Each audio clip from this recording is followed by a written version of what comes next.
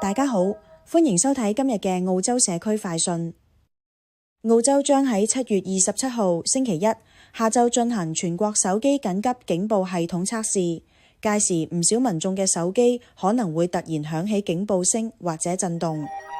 呢次測試由澳洲政府透過 Aus Alert 系統進行，將測試 Emergency Alert 短訊及 Cell Broadcast 小區廣播兩種緊急警報方式，確保系統喺災害發生時能夠正常運作。根據安排，新州、維州、昆州及塔州將於下晝2點開始測試，南澳及北領地為下晝1點半，西澳就於中午12點進行。當局表示，測試期間手機可能會發出警報聲、震動或顯示測試信息。部分裝置即使設定為靜音模式，仍可能收到通知。政府提醒市民無需驚慌，只需要關閉通知即可。政府表示，呢次測試旨在確保緊急警報系統能喺山火、洪水及熱帶氣旋等重大災害發生時，及時向受影響地區居民發送警示，提升社區應變能力。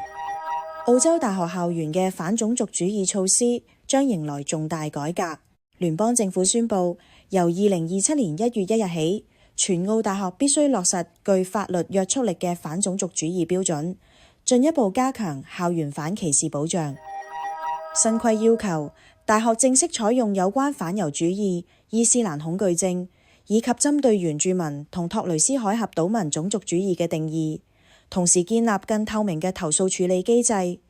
並向學生同教職員提供清晰指引。呢項改革係聯邦政府反猶主義行動計劃嘅一部分，亦都回應澳洲人權委員會早前有關校園種族主義嘅調查報告。新標準將由高等教育質量與標準署 TEQSA 負責監管，嚴重違規嘅大學最重可被取消註冊資格。此外，政府亦將推出新嘅大學治理標準，要求公立大學公開校長薪酬、顧問開支及董事會會議結果等資料，進一步提升校園管理透明度。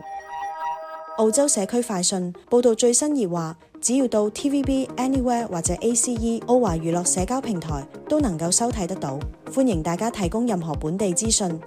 我哋下次再見。